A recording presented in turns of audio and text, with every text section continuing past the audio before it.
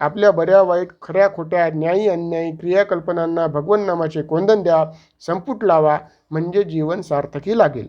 स्मरणम मुक्तवा हा योग साधला जाईल. राजर्षी खट्वांग अंतकाळी सर्वसंग परित्याग करून मरणासन्न अवस्थेत नारायणा नारायणा असे आपल्या मुलाला हाक मारून महापापी अजामिळ ईश्वराला प्रिय झाले. तुझ्या मृत्यूला अजून 7 दिवस शिल्लक आहेत. अशा वेळी भयभीतीचा त्याग करावा आणि पवित्र स्थळी जाऊन मनोनिग्रहाने ओम या अक्षर ब्रह्माचे ध्यान करावे. जीवन सार्थकी लागते. भगवंताशी भक्तियोग साधण्यासाठी चिदाकाशात प्रादेश मात्र भगवंताची चतुर्भुज मूर्ती धारणा करावी आणि ह्याच्या नेत्र मुख हस्त वक्षस्थल वगैरे एकेका अवयवांचे ध्यान करतात. हळूहळू एका अंगातून दुसऱ्या अंगात नंतर दृष्टास्वरूप ध्यान करावे म्हणजे भक्तियोग होतो. योग्यांसाठीची उपासना याहून कठीण आहे. प्रथम आसनसिद्धी, नंतर प्राणायाम व त्याद्वारे इंद्रिय जय करावा लागतो. प्राणांचा अवरोध करून कुंडलिनी जागृत करावी. नंतर एक एक करून षटचक्र भेदन करावी आणि प्राण ब्रह्मरंध्रात न्यावा.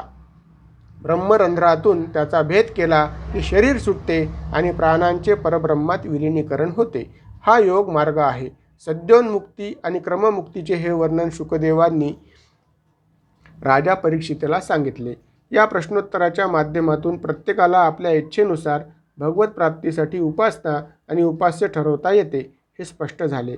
आता ह्याच्यासाठी वरीयता प्राप्त करण्यासाठी रुद्राची, धनधान्य समृद्धीसाठी दुर्गादेवीची, दीर्घायुष्यासाठी अश्विनी कुमारांची वगैरे उपासना सांगितलेल्या आहेत.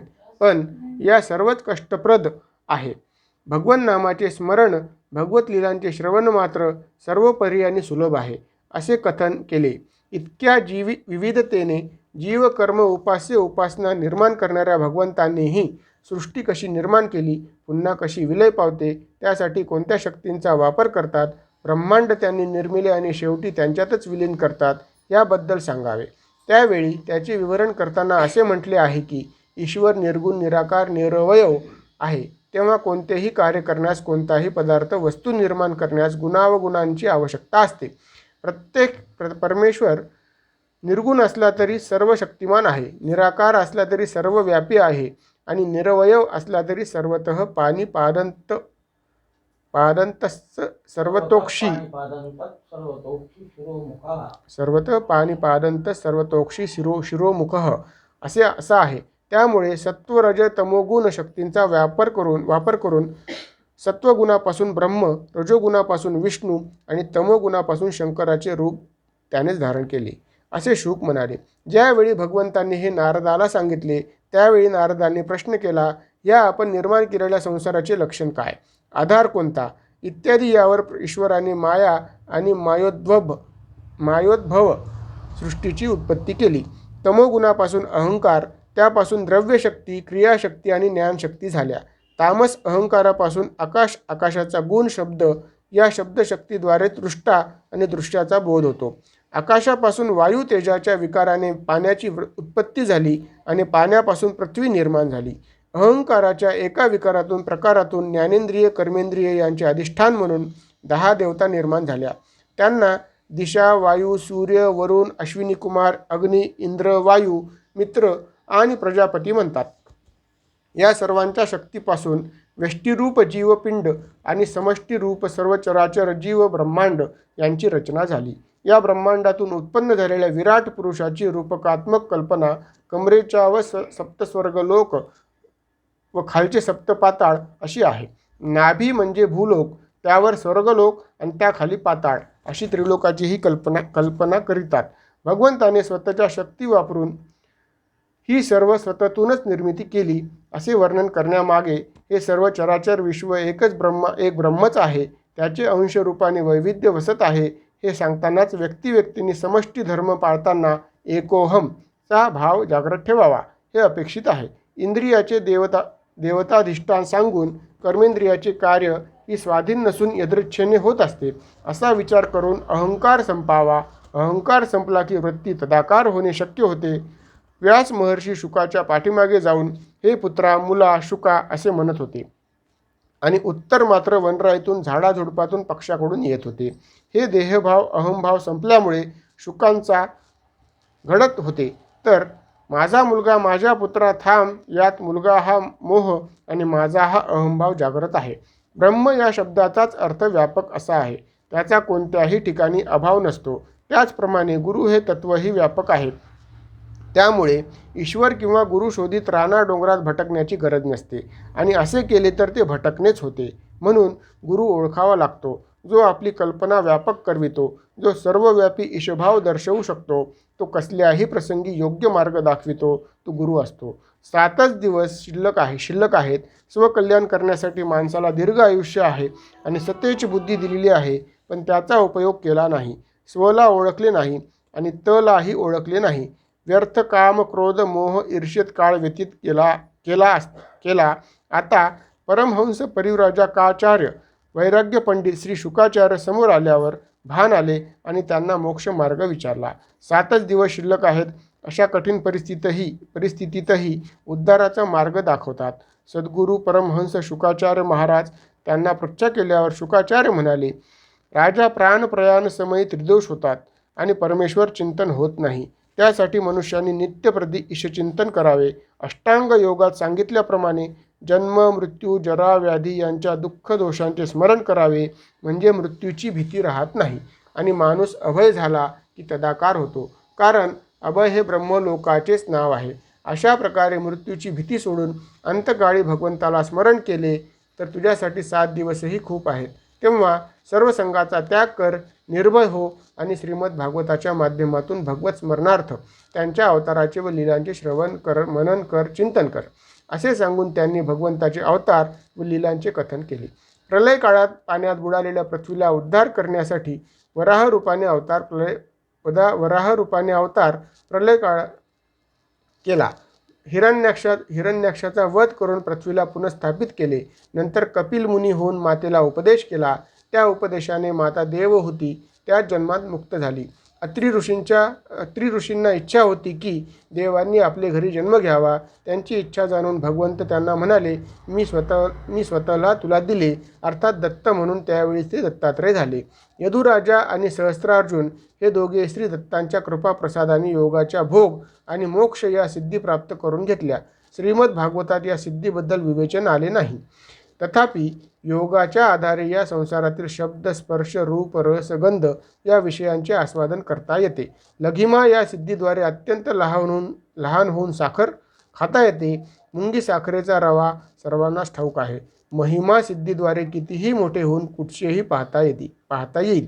यात परकाया प्रवेश, आकाशमार्गे गमन असे सामान्याच्या मती गुंग करणाऱ्या गोष्टी होऊ शकतात.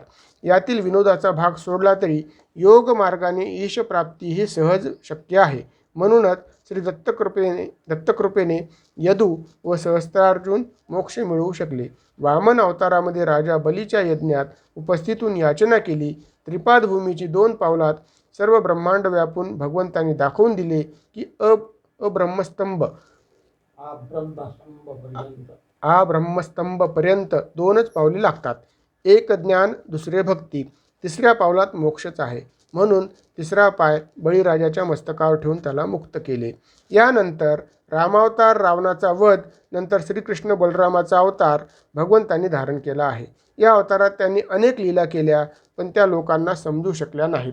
अनेक अवतार घेऊन जी लीला केली ती वरवर पाहता दुष्ट दमन असली तरी त्यामागे इतिहास आहे आणि सिद्धांताच्या दृढीकरणासाठी सप्रयोग व्याख्यान असते.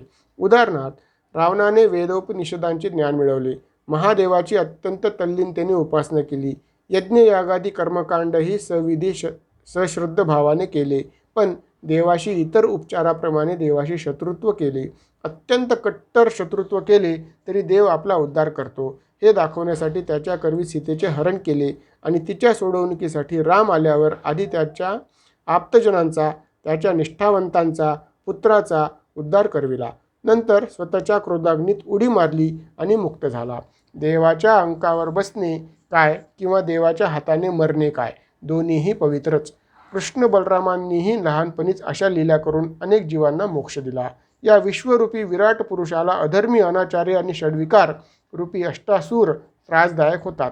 तेव्हा भगवंत अवतार घेऊन सर्व स्थितीचे नियंत्रण करतात. विकाररूपी दुष्टांचे निर्दालन करतात आता कलियुगातही जेव्हा अधर्म माजेल, सदाचारी सत्पुरुषांचे घरी सुद्धा भगवन नाम संकीर्तन होणार नाही, ब्राह्मणही नास्तिक होतील आणि स्वहा स्वदा व षटकार ध्वनी उमटणार नाहीत, तेव्हा कल्की अवतार होईल. असे परमात्म्याचे असंख्य अवतार होतात. किंबहुना ते सृजन आहे, त्याच्या पालन पोषणादी क्रियाबरोबर अयोग्य अशुद्ध विषम तत्वांचा संवारही तेच करतात. असे वर्णन ब्रह्मदेवाने देवर्षी नारदांना सांगितले. हा संवाद श्री शुकाचार्यांनी परीक्षिताला वर्णन करून सांगितला. श्रीमद भागवत हे महापुराण आहे, त्यामुळे इथे प्रश्नातून उपप्रश्न आणि कथामधून उपकथांचा प्रादुर्भाव होत असतो.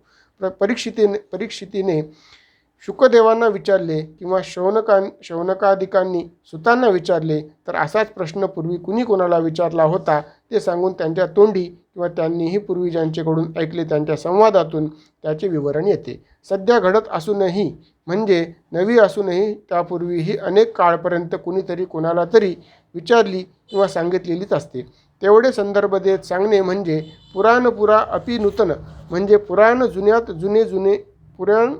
जुने असूनही ही नव्यात नवीन असणे, भासणे, दिसणे म्हणजे पूर्ण. या दृष्टीने सृष्टी आणि सृष्ट पदार्थ यांचे कोणतेही वर्णन पुराणच आहे. कारण जे नव्हते ते झाले, ते नष्ट झाले, पुन्हा तेच झाले, अशी चक्रिकापत्ती आहे. यात जो अडकला त्याचा पुनरुक्तीचा फेरा लागला. श्री भागवतात प्रथम भगवंत व भगवंताचे सृजन याचे ज्ञान आले आहे. त्याचबरोबर सृष्टीमध्ये ज्ञान विज्ञानाचा संघर्ष आला आहे. ज्ञानाला प्रत्यक्ष कृतीची जोड दिली नाही तर ते ज्ञान निष्फळ होते. ज्ञान विज्ञान सहयोगाने मानवाला प्रपंचात परमार्थ करून भगवत प्रेम मिळवता येते, असे क्रियात्मक ज्ञान दिले आहे. त्यासाठी 4 पुरुषार्थ सांगून ते कसे सिद्ध करावे याचेही दिग्दर्शन आहे. धर्म सिद्ध करण्यासाठी देहशुद्धी, इंद्रियजय विचारशुद्धी, द्रव्यशुद्धीची आवश्यकता प्रतिपादन केली आहे. या शुद्धीपासून केलेले कर्म सफल होत नाही. कलियुगात धर्माधर्माचा विचार लयालाच गेला आहे. माझ्याकडे एक ब्राह्मणेतर व्यक्ती आली. थोडी चिंताक्रांत होती. डोळ्यावर झापड, चेहरा म्लान आणि अधोवदन बसली. म्हणाली, जीवनात मृत्यू अटळ आहे असे मी वाचले. तेव्हापासून मला भीती वाटत आहे, नैराश्य आले आहे. मरायचेच आहे तर हे सर्व कर्म कशाला करू. त्या व्यक्तीचे कोवळे वय पाहून मी थोडा विचारमग्न झालो. तिने मंत्रतंत्रांचे पुस्तक कुठून तरी मिळवले होते व त्यात ती मुक्तीचा मंत्र शोधत होती. देहशुद्धी विचारशुद्धी न करता केलेल्या क्रियेचे हे विपरीत फळ आहे. विज्ञान शिकण्यास एका महाविद्यालयात जाणारी ती, मी म्हणालो, विज्ञानाची पुस्तके तर तुझ्या घरीच आहेत, मग शिकण्यास जायची काय गरज. विज्ञान शिकण्यास जर मार्गदर्शक लागतो तर मंत्रत विद्या अध्यात्म ज्ञान शिकण्यास तर त्यापेक्षा श्रेष्ठ गुरूंची आवश्यकता आहे. शिवाय गुरु सांगतील तसे आचरण निष्ठेने करावे लागेल. तंत्रज्ञान हे विज्ञानापेक्षा फार अवघड आहे. गुरुविना तू प्रयत्न केलास, त्यामुळे तुला खरा अर्थ कळाला नाही आणि नैराश्य आले. अशा तऱ्हेने या युगात लोक स्वैराचारी बनले आहेत. त्याचा परिणाम सर्वनाशच आहे. राजा उत्तानपाद, 2 राण्या सुरुची आणि सुनीती. ध्रुवबाळ हा सुनीतीचा मुलगा. ध्रुवबाळाला उत्तानपादाच्या अंगावरून सुरुचीने काढले. सुरुची नावाप्रमाणेच राजाची प्रिय, कारण सुरुची आजकाल विवाह सोहळ्यामध्ये दिल्या जाणाऱ्या भोजनाला सुरुची म्हणतात का. आपल्याला जे आवडेल जिथे कुठे बसून वा उभे राहून करता येते, थोडक्यात स्वेच्छाचार. उत्तानपाद नावाप्रमाणेच गंभीर विचार न करणारा, त्यामुळे सुरुचीला काही बोलला नाही. विवेक त्याला करता आला नाही. सुरुची विवेकाशी फारकत करून घेते, म्हणून सुरुची भोजमध्येही विवेक करा. सुनीतीने मात्र योग्य वेळेचा योग्य उपयोग करून घेतला आणि ध्रुवाला उपदेश केला, बेटा अशी जागा निर्माण कर की तुला तेथून कोणीच उठवू शकत नाही. ध्रुवाने तपश्चर्या केली आणि अढळ स्थान मिळवले. आपणही आपले स्वतःचे पद निर्माण करू शकतो. यासाठी उत्तान विचार आणि सुरुची मोहाचा त्याग करावा लागतो. परशुरामावतार, यज्ञ भगवान अवतार, कृष्णावतार अशा अवतारांचे व ईश्वराच्या विराट स्वरूपाचे दर्शन घडविणाऱ्या कथांचा विस्तार सांगून भगवंतांनी ब्रह्मदेवांना चतुश्लोकी भागवताचे द्वारा उपदेश केला आहे. ब्रह्मदेवपुत्र देवर्षी नारदांनी संयम विनम्र भाव धारण करून आपल्या पित्यांना भगवत तत्व विशद करण्याची विनंती केल्यावर दशलक्षणयुक्तम भागवत पुराण सांगितले. अत्र सर्गो विसर्गश्च स्थानं पोषण मूतयः मनवंतरे शानकथा निरोधो मुक्तिराश्रयः अर्थात सर्ग विसर्ग स्थान पोषण ऊती मनवंतर ईशानुकथा निरोध मुक्ती आणि आश्रय अशा 10 लक्षणांनी भागवत युक्त आहे. सृष्टीची रचना, कर्मांचे विवेचन, कर्ता अकर्ता, कार्य कारण, संबंध किंवा परमतत्वाशी जोड कशी करणे आहे हा भाग इथे आलेला आहे. द्वितीय स्कंद समाप्त. गोपाळकृष्ण भगवान की जय. तृतीय स्कंद. खरे तर या प्रक्रियेची जी माहिती सांगितलेली आहे ती तात्विक स्वरूपाची आहे. ब्रह्मांडातून विराट पुरुष नर उत्पन्न झाला. नराने नारा अर्थात पाणी निर्माण केले आणि त्यालाच आपले वसती स्थान योजिले म्हणून त्याला नारायण म्हणतात. असे अगम्य वर्णन केले असले तरी तो एकच एक सर्वत्र सर्वस्वरूप तोच आहे म्हणून त्याचा त्याच्यातच विलय होतो. पूर्णात पूर्ण सामावलेलेच असते. त्यातून पूर्ण काढले तरी ते पूर्णच असते. ईशावास्योपनिषद ओम पूर्णमद पूर्णमिदम पूर्णात पूर्णमुदच्यते. जे आहे हे आहे. पाणी उत्पन्न करणे आणि पाण्यातच राहणे त्याचेच उपलक्षण आहे. सृष्टीच्या उत्पत्तीनंतर त्याचे सुद्धा 10 प्रकार इथे वर्णन केले आहेत. महतत्व, अहंकार, भूतसर्ग, इंद्रिय, अविद्या, पशु पक्षी, 9वी मनुष्याची, देव 10वी, यात देव पितर असुर गंधर्व अप्सरा यक्ष राक्षस सिद्ध चारण विद्याधर भूतप्रेत पिशाच्च आणि वगैरे 8 प्रकार सांगितले आहेत. वेदप्रणीत सप्तव्याहती किंवा सप्तलोकांचे वर्णन करताना मात्र मर्त्य पितर पिशाच्च यक्ष गंधर्व किन्नर प्रजापती ब्रह्म असे 8 लोकांचे वर्णन आहे. यालाच कुठे भू भुव स्वह मह जन तप आणि सत्यलोक असेही म्हटले आहे. महात्मा विदुराच्या विचारण्यावरून मैत्रेयांनी ही सर्व माहिती दिली आणि पुढे काल मन्वंतर विभाग त्यांची व्याप्ती याचे वर्णन केले आहे. मैत्रेयांनी चरम साद्विशेषानां अनेके संयुक्त सदा परमाणुः सह विज्ञेयो नृणामैक्य भ्रमो यतः. पृथ्वीवरील चराचर जडचेतन अशा कोणत्याही वस्तुमात्रात परमाणूंच्या संयोगाने आकार रूप वर्णादी स्वरूपाचा भ्रम होतो. वस्तुतः ते सगळे एकच व्यापक तत्व स्थूल सूक्ष्मात भरून असल्याचे सांगितले. अणुपरमाणूंच्या कमी अधिक योगाने आणि महतत्व पंचमहाभूत यांच्या वेगवेगळ्या प्रमाणात झालेल्या संयोगाने घटपटादी दिसतात. मन्वंतर निर्माण केले म्हणण्याचा अर्थ कालमापनाची व्यवस्था सांगितली. आपल्याला तास मिनिट सेकंद वार सप्ताह पक्ष मास वर्ष एवढीच गणना माहीत आहे. वर्षाच्या पुढची आणि सेकंदाच्या आधीची गणना माहीत नाही. व्यावहारिक जीवनात त्याची प्रत्यक्ष गरज आपल्यासारख्या सामान्यांना नसली तरी अणुस्फोट अंतरिक्षात पाठविण्याची अग्निबाणाधिष्ठित याने आणि त्या यानाशी संपर्क विलग होणे या बाबींसाठी त्याची गरज पडते. पण तिच्याही मर्यादा आहेत. पण ब्रह्मदेव निर्मित कालगणनेची सूक्ष्मता आणि भव्यता कशी आहे पहा. एका दिवसाचे 4 याम किंवा प्रहर याचे 6 मुहूर्त होय. याला नाडिका किंवा घटिका म्हणतात. विवाह उपनयनात घटिका पात्र तयार करतात. 1 शेर पाण्याच्या भांड्याला बारीक छिद्र करून ते पाण्याच्या भांड्यात सोडावे. ते पाण्यात बुडेल त्यावेळेस घटिका म्हणतात. याच्या 15व्या भागाला लघु आणि त्याच्या 15व्या भागाला काष्टा.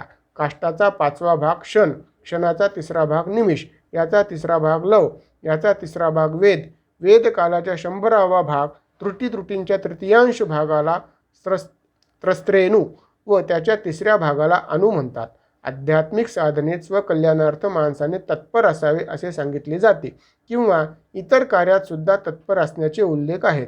हा तत्पर भाग कालाचा कोणता भाग आहे याचा विचार केला तर काळच्या काळ निघून जाईल. त्यापेक्षा अखंड साधनेचा ध्यास ठेवणे हे आत्मकल्याणाचे इंगित आहे हे लक्षात येईल. रोज 1000 जप केला, संपूर्ण जगातील तीर्थक्षेत्रांना जाऊन आला, शिवाय कथा कीर्तने आहेतच, या सगळ्या काळाचा विचार केला तरी आपण परमेश्वर भेटीसाठी साधना तत्परतेने करीतच नाही का?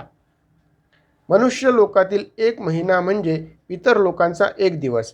6 महिन्यांची अयने अर्थात दक्षिणायन उत्तरायण म्हणजे देवलोकांचा दिवस रात्र. अशी 100 वर्षे म्हणजे ब्रह्मदेवाचा दिवस. अशी कालगणना दुर्बोध आहे. आपण सध्या 21व्या शतकात असल्याचा वारंवार उल्लेख करतो. पण हे 21वे शतक हे ख्रिस्त गणनेप्रमाणे आहे आणि कलियुगाची आता 51वे शतक संपून 52वे शतक सुरू आहे. मागे एकदा प्रलय काळाची चर्चा सुरू होती. प्रलय हा या कालगणनेचा भाग आहे. प्रलय म्हणजे केवळ प्रचंड उलथापालथ, महापूर, भूकंप, सर्व गडप असे काही नाही. अजून कलियुगच संपण्यास 4,00,000 पेक्षा जास्त वर्षे लागणार आहेत. सांप्रत सुरू असलेल्या शालिवाहन शकांची 18,000 वर्षे, नंतर वैतरणी शक 10,000 वर्षे, शेवटी कल्की होईल. तो 800 वर्षे असेल. हा कलियुगाचा अंतिम पाद. याच्या काळात प्रलय होईल, कारण यावेळी चतुर्युगी संपते. पुनश्च सर्वत्र पाणी पाणी होईल. पुन्हा ब्रह्मदेवाला एकटे जाणवेल आणि पुन्हा बहुश्याम म्हणून अणुरेणू त्रसरेणू पासून सृष्टीची उत्पत्ती होईल. हे सर्व अनाकलनीय असले तरी एखाद्या घड्याळातील 3 काट्याप्रमाणे सेकंद काटा 60 वेळा फिरला तरी मिनिट काटा 1 मिनिट पुढे सरकेल. तास काट्याला तर साधा धक्काही बसणार नाही. असा 43,200 वेळा फिरल्यावर तास, मिनिट, सेकंद काटे एकाच ठिकाणी येतील. वर मानवी गणना आणि दैवी गणना याची कल्पना करण्यापुरती माहिती दिली आहे. एवढी गणना पूर्ण व्हावयाची असेल आणि मानवाच्या हाती केवळ 100 वर्षे असतील तर त्याचे किती जन्म होतील. आपल्याला हे गणित करायचे नाही. आपल्याला हातात थोडा काळ आहे आणि अंतिम ध्येय अनंत काळ दूर आहे.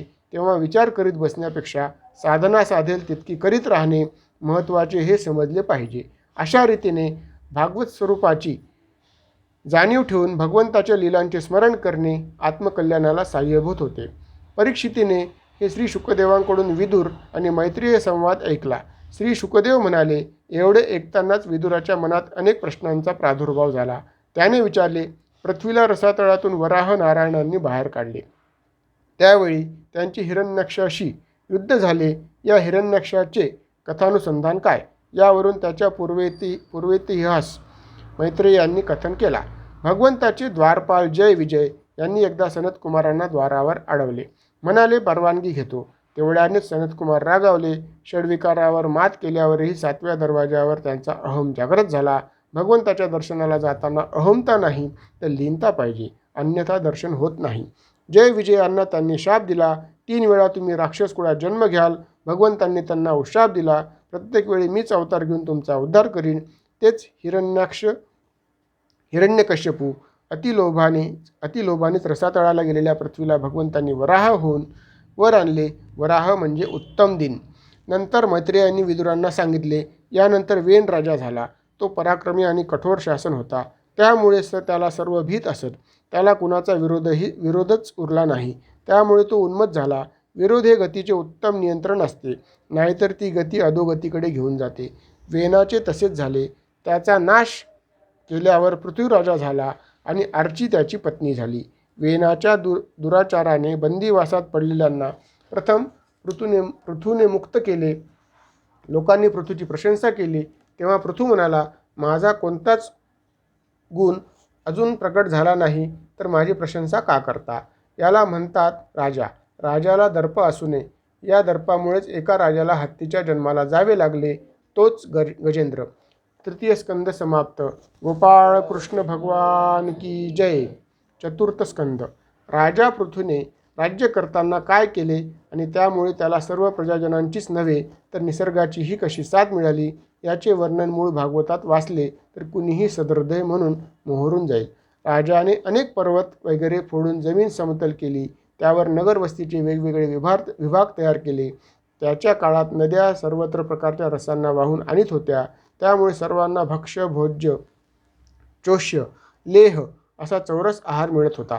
समुद्र अनेक रत्नांना समर्पित करीत होती. पण दुराचारी, दुष्ट आणि यज्ञात आविर्भाव न देणारे लोक अन्नधान्याची, औषधांची नासाडी करू लागले. म्हणून पृथ्वीने तिचे उत्पादन बंद केले. कथेमध्ये पृथ्वीने औषधी लपवून ठेवले आणि प्रजाजन आक्रोशाने पृथ्वीला शासन केले असा उल्लेख आहे. त्याचा अर्थ दुराचार माजला, लोक कर्मभ्रष्ट झाले म्हणून उत्पन्न घटले आणि दुर्भिक्ष पडले. नंतर स्वयंभू मनुचा संचार झाला. त्याला वासराचे रूपक देऊन पृथ्वीला गोमाता समजून तिचे दोहन केले. म्हणजे स्वयंभू मनुच्या काळात सर्व सुबत्ता निर्माण झाली. नंतर पृथ्वीला वैराग्य आले आणि आता इति कर्तव्यता झाल्यामुळे आपण तपश्चर्या करावी असे पृथ्वीने ठरवले. त्याची तपश्चर्या उन्हाळ्यात पंचाग्नी सेवन करणे, पावसाळ्यात भर पावसात व हिवाळ्यात गळाभर पाण्यात राहून भूमिशयन करून तपाचरण केले. तेव्हा परमात्मा प्रसन्न झाले. राजा पृथ्वीने आपले प्राण योगक्रियेद्वारे ब्रह्मरंध्रात आणि तेथून पुढे भगवंतात विलीन केले. हे पाहून महासती पतिव्रता पृथुपत्नी अर्चीनेही अग्निकाष्ठ भक्षण केले. कर्मनिष्ठा, उपासना आणि ज्ञान याच्या परिपालनाने माणूस बंधमुक्त होतो, त्याचेच हे उदाहरण आहे. पुढे पृथ्वीची वंशपरंपरा आहे आणि प्रचेतांना रुद्रांचा उपदेश आहे. पृथूचा पुत्र विजिताक्ष, त्याचे 4 पुत्र हर्यक्ष, धूम्रकेश, व्रक आणि द्रविण यांनीही 4 दिशांना राज्य करून यशकीर्ती मिळवली. विजिताश्व अंतर्धान पुढे भरिषदाने अनेक यज्ञ केले, म्हणून त्याचे नाव प्राचीन भरी झाले. याने समुद्रकन्या शतधृतीशी विवाह केला. त्यांना 10 पुत्र झाले. ते सर्वजण प्रचेता नावाचेच होते. त्यांचे धर्मज्ञ, सदाचरणी, शूरवीर असे तुलना न करता येण्यासारखे होते. या प्रचेतांनी त्यावेळी पित्याच्या आज्ञेनुसार प्रजाप्राप्तीसाठी समुद्रात प्रवेश केला. त्यावेळी भगवान शंकरांनी रुद्रांनी वाटेत त्यांना उपदेश केला. भागवतात असे वर्णन आहे की बंधुप्रेमाच्या अभिलाषेने किंवा प्रापंचिक कारणामुळे दुरावलेल्या भावाभावात ऐक्य होण्यासाठी प्रचेत साभ्यानम असा जप केला तर बंधुप्रेम स्थापित होते. प्रचेतांनी भगवान शंकरांची स्तुती केली. रुद्रगीत म्हणून ती जाणल्या जाते. प्राचीन भरीने नारदांना विचारले, माझे कल्याण होईल असा उपाय सांगा. राजाच्या आख्यानात आपण पाहिले आहे की त्याने असंख्य यज्ञ केले आणि अत्यंत धर्मात्मा राजा म्हणून कीर्ती मिळवली. एवढे करूनही त्याला कल्याण होण्याची शंका का आली? कल्याण म्हणजे काय? विहित कर्मनिष्ठेने केल्यावर अशी आशंका का उत्पन्न झाली असे आपल्याला वाटणे शक्य आहे. पण कल्याण म्हणजे दुःखांचा आत्यंतिक नाश आणि परम आनंदाची प्राप्ती म्हणजे कल्याण. राजाने हजारो यज्ञ केले, पण त्या यज्ञात जे बली दिले ते तर निरपराध होते. मग त्यातून उद्भवलेल्या कर्माचे फळही भोगावेच लागेल. सर्वज्ञ नारद म्हणतात, ते सर्व पशु तुला आपल्या लोखंडी शिंगाने भोसकण्यासाठी तुझी वाट पाहत आहेत. यज्ञ हे कर्म आहे, त्यामुळे पुण्य मिळेल. तू स्वर्गातही जाशील, पण क्षीण पुण्य मर्त्यलोके विशंती. पुण्य संपले की पुन्हा जन्म मरणाच्या फेऱ्या सुरू होतील. यज्ञ, पूजा, पाठ इत्यादी करीत असताना आपण ते करीत आहो हे आपल्याला शोभेल असे झाले पाहिजे. कोणत्याही उपचारासाठी अक्षता घेऊन उपयोग नाही अशी भावना जागृत असते. अर्थातच आत्मभान असते, पण या क्रियाकल्पातून आत्मज्ञान होत नाही, चित्तवृत्ती निरोध होत नाही. म्हणून आत्मस्वरूपाचे, आत्मतत्वाचे ज्ञान होण्यासाठी एकाग्र होऊन ईश्वराशी तादात्म्य साधावे लागते आणि असे केले म्हणजेच खरे कल्याण होते. त्यासाठी नारदांनी प्राचीन भरीला पुरंजनाची कथा सांगितली. पुरंजन नावाचा एक राजा होता. त्याचा अविज्ञात नावाचा अत्यंत जिवलग मित्र होता. तो राजाच्या कल्याणासाठी, सुखासाठी नेहमीच दक्ष असे.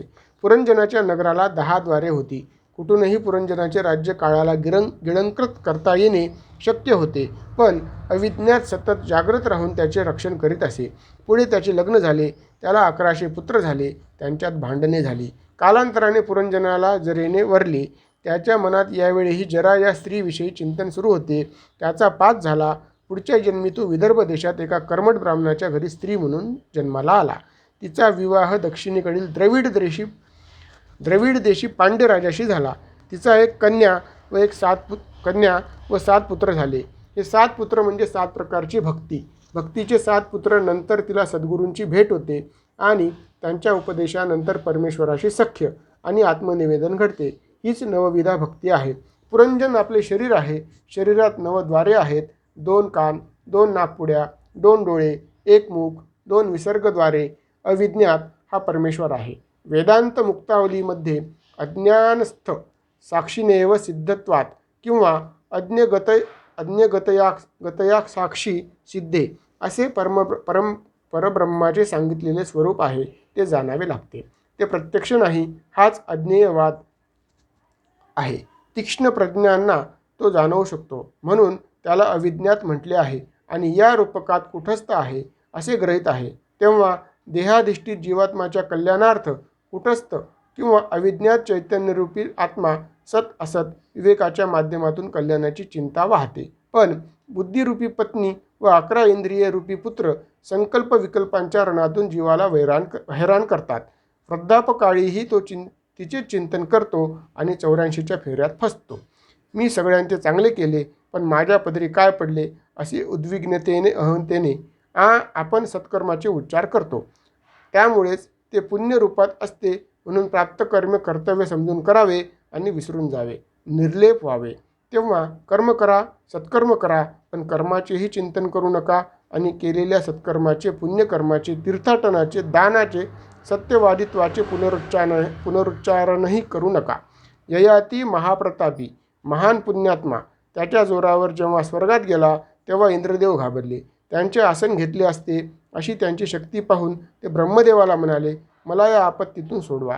ब्रह्मदेवाने इंद्राला सांगितले, तू ययाती महाराजांचे स्वागत करून स्वतःचे सिंहासन अर्पण करीन, पण तू त्या योग्य काय पुण्य केलेस असे विचार म्हणाले. इंद्राने विचारले. ययातीने कौतुकाने पुण्यकर्माचा पाढा वाचला. पुण्याच्या उच्चाराने ते समाप्त झाले. कारण मी केले यात अहंभाव जागृत होतो आणि तोच मोक्षमार्गाचा अडसर आहे. म्हणून चांगल्या किंवा वाईट कर्मांचे चिंतन करू नका. अंत्यमती सा गती हा येथील न्याय आहे. केवळ भगवन नाम घेत अंतकाळ घालवा, मुक्ती नक्कीच होते. प्रथम दिवस समाप्त. चतुर्थ अध्याय समाप्त. कृष्ण भगवान की जय.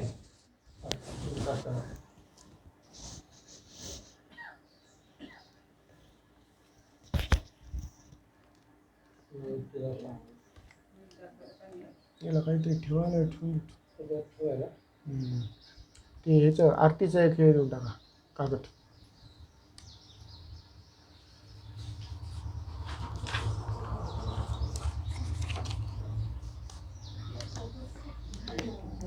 कृष्ण भगवान की जय.